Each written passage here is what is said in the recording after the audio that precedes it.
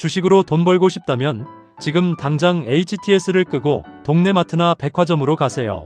여러분, 요즘 주식시장 보면서 한숨만 나오시죠? 엔비디아가 어떻고, 온디바이스 AI 칩이 어떻고, 밸류업 프로그램이 어떻고, 매일 쏟아지는 복잡한 금융 용어에 쫓아다니다가 결국 내가 산 주식만 마이너스 통장이 되는 악순환. 이제는 끊으셔야 합니다. 월가의 전설 마젤란 펀드를 이끌며 13년 동안 무려 2920%라는 말도 안 되는 경이적인 수익률을 기록한 피터 린치가 오늘날 2026년 대한민국 주식시장을 보면 뭐라고 할까요? 아마 등짝을 때리면서 이렇게 말할 겁니다.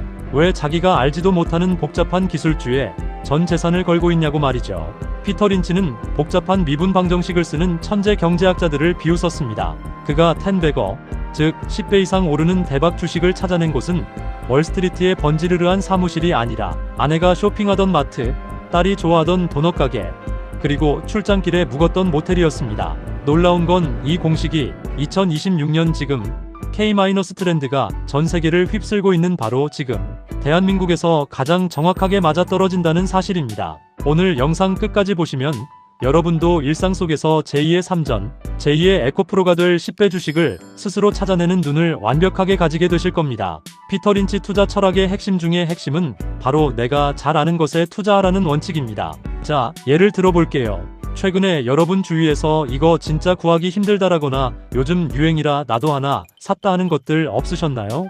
2026년 현재 대한민국에서 가장 뜨거운 트렌드 중 하나가 바로 가성비, K-뷰티와 일상 밀착형 수출 소비재인 거죠. 실제로 제 주변의 한 직장인은 주식 차트나 재무제표는 볼 줄도 모르는 사람이었습니다. 그런데 어느 날 중학생 딸아이가 다이소에서 리들샷이라는 화장품을 사려고 몇 군데를 돌아다니는 걸 보고 어라? 이게 왜 이렇게 인기가 많지? 하면서 호기심을 가졌던 거죠. 인터넷에 검색해보니 이미 품절 대란이 일어나고 있었고 제조사를 찾아보니 화장품 ODM을 하는 상장사였습니다. 이 직장인은 내 딸만 좋아하는 게 아니라 전국의 10대들이 환장하는구나라는 확신을 가지고 해당 기업의 주식을 매수했습니다. 결과가 어땠을까요? 그 주식은 불과 1-2년 만에 수백 %가 뛰어오르며 진정한 생활 속 10배거가 되었습니다. 반면에 주식 리딩방이나 유튜브 채널만 보고 앞으로 CXL 반도체 칩이 대세가 된다더라, 유리기판 소재가 공정을 지배한다더라 하는 이야기만 듣고 덜컥 투자한 사람들은 어떻게 됐나요? 그 기술이 정확히 뭔지, 수율이 얼마나 나오는지 본인은 전혀 이해하지 못하니까 주가가 조금만 흔들려도 공포에 질려 손절하거나 고점에 물려 피눈물을 흘리게 되는 겁니다. 피터 린치는 말했습니다. 어떤 기업에 투자하는 이유를 초등학생에게 5분 만에 설명할 수 없다면 당신은 그 주식을 사서는 안 된다라고 말이죠.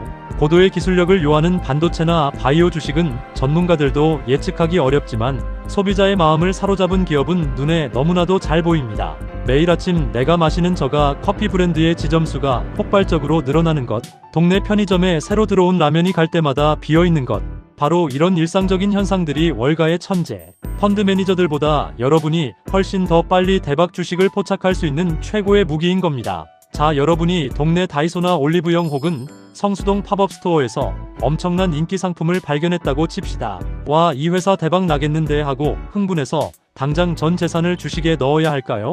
절대 아닙니다. 피터 린치는 일상에서 아이디어를 얻는 것이 시작일 뿐이지 끝이 아니라고 강력하게 경고했습니다. 제품이 아무리 좋아도 회사가 빚더미에 앉아있거나 주가가 이미 터무니없이 비싸다면 그건 좋은 주식이 아니라 최악의 덫이 될 수 있기 때문인 거죠.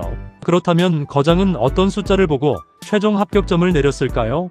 어렵지 않습니다. 딱 3가지만 기억하시면 됩니다. 첫 번째로 보셔야 할 것은 바로 주가 수익 비율, 즉 PER과 그 기업의 이익 성장률의 관계입니다. 주식시장에는 이런 말이 있죠. PER이 낮으면 저평가된 좋은 주식이고 PER이 높으면 고평가된 위험한 주식이다. 여러분도 이렇게 알고 계시지 않았나요? 하지만 피터 린치는 이 고정관념을 완전히 깨부수었습니다. 그는 PER의 적정 수준은 그 기업의 이익 성장률 수완지 일치한다라고 말했습니다.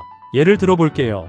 2026년 현재 전 세계적인 불닭볶음면이나 냉동 김밥, 열풍으로 매년 영업이익이 30%씩 미친 듯이 성장하는 기업이 있다고 가정해봅시다. 이 회사의 PER이 25배라면 일반적인 기준에서는 PER이 20배가 넘으니까 비싼 거 아니야?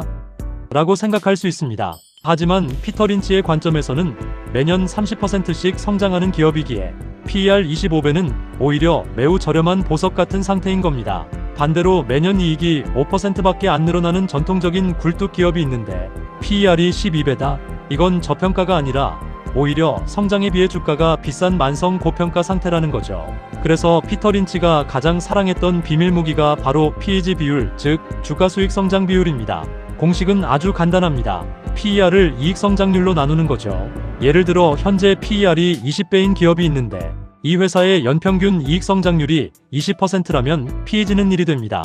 피터 린치는 이 PEG 비율이 1일 때 공정한 가격이라고 봤고, 만약 0.5 미만으로 떨어지면 이건 무조건 사야 하는 일생일대의 기회라고 판단했습니다.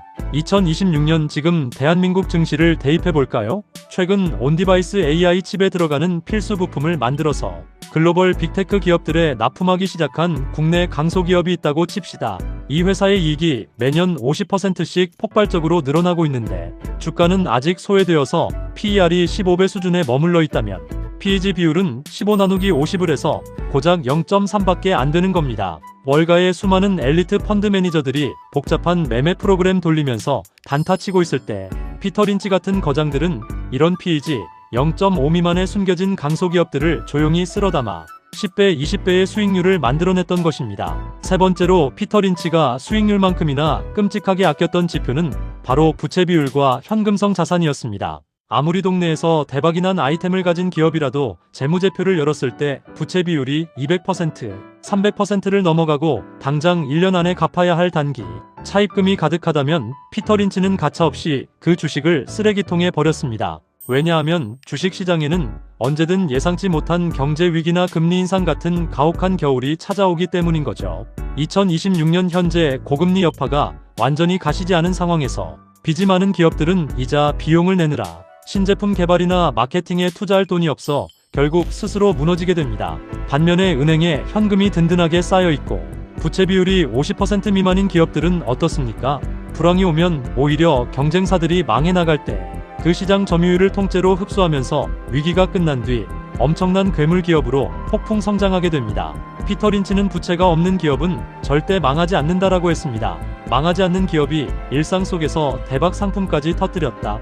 그게 바로 텐베거의 절대 공식인 겁니다. 자, 이제 여러분은 일상 속에서 좋은 아이디어를 얻었고 재무제표의 숫자들을 통해 이 회사가 부채도 없고 PEG 비율도 0.3인 완벽한 보석이라는 것까지 검증을 끝냈습니다.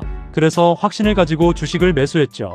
그런데 다음날부터 주식시장 전체가 흔들리더니 내가 산 주식이 10%, 20%씩 떨어지기 시작합니다. 이때 여러분은 어떤 생각이 드시나요? 아, 내가 또 속았구나 하면서 밤잠을 설치고 결국 손절 버튼에 손이 가지 않으십니까? 피터 린치는 이 현상에 대해 아주 명쾌한 진단을 내렸습니다. 사람들이 주식시장에서 돈을 잃는 가장 큰 이유는 지식이 부족해서가 아니라 정신력, 즉 멘탈이 나약하기 때문이라는 거죠. 그는 주식시장의 하락은 겨울이 오는 것과 같다라고 말했습니다. 겨울이 오면 눈이 내리고 추워지는 것이 너무나도 당연한 자연의 이치인 것처럼 주식시장이 폭락하는 소위 조정장은 몇 년에 한 번씩 반드시 찾아오는 자연스러운 현상이라는 겁니다. 추운 겨울이 왔다고 해서 살던 집을 버리고 도망치는 사람은 없듯이 주식시장에 겨울이 왔다고 해서 내가 고른 위대한 기업의 주식을 시장에 헐값으로 던져버리는 바보 같은 짓은 하지 말아야 한다고 거장은 강력하게 조언합니다. 피터 린치가 펀드를 운영하던 시절에도 엄청난 폭락장들이 수없이 많았습니다. 그 유명한 1987년 블랙 먼데이 당시 하루 만에 시장이 22%가 폭락했을 때도 피터 린치는 눈 하나 깜짝하지 않았습니다. 왜냐하면 그는 주식이라는 종이 쪽지를 산 게 아니라 그 주식 뒤에 숨어있는 진짜 기업의 지분을 샀기 때문입니다. 주식시장이 미쳐서 주가를 반토막으로 밀어버릴 때도 그가 투자한 매장에는 여전히 사람들이 줄을 서서 물건을 사고 있었고 회사의 이익은 계속해서 늘어나고 있었습니다. 2026년 지금 대한민국 시장도 똑같습니다. 인공지능 트렌드나 가성비 소비재의 열풍으로 매출과 영업이익이 매달 전 세계에서 찍혀 나오고 있는 기업이라면 것이 경제가 불안해서 주가가 일시적으로 폭락했을 때 공포에 질려 팔아야 할까요? 아니면 세일 가격으로 더 쓸어 담아야 할까요? 답은 너무나도 명확합니다. 피터 린치는 백화점 세일 때는 오픈런을 하면서 왜 주식시장이 세일을 할 때는 모두가 비명을 지르며 도망치는지 이해할 수 없다고 했습니다. 여러분이 산 기업의 돈을 버는 체력에 아무런 문제가 없다면 주가 창의 파란 불은 위험 신호가 아니라 여러분을 부자로 만들어줄 거장의 선물인 것입니다. 결론을 맺겠습니다. 주식 투자로 수백 수천 %의 수익률을 올리는 것은 대단한 천재들만의 영역이 아닙니다. 복잡한 차트 분석이나 알아듣지도 못할 고급 기술 정보에 매몰되지 마세요. 이번 주말에는 스마트폰 주가 창을 잠시 끄고 가족들과 함께 대형마트에 가보시거나 주변 사람들이 지갑을 기꺼이 여는 핫플레이스가 어디인지 찬찬히 살펴보십시오. 그리고 그 기업이 빚은 없는지, 성장에 비해 주가가 너무 비싸지는 않은지 오늘 배운 피터 린치의 3가지 숫자로 딱 10분만 검증해 보십시오. 시장의 소음에 흔들리지 않고 내가 아는 기업과 동업한다는 마음으로 묵묵히 동행한다면 2026년 이 혼란스러운 재테크 시장에서 가장 마지막에 웃는 사람은 여의도의 엘리트들이 아니라 바로 일상 속에서 거장의 철학을 실천한 여러분이 될 것입니다. 오늘 영상이 여러분의 계좌를 살리는 위대한 터닝포인트가 되었기를 바랍니다. 영상이 도움되셨다면 구독과 좋아요, 알림 설정까지 부탁드립니다. 감사합니다.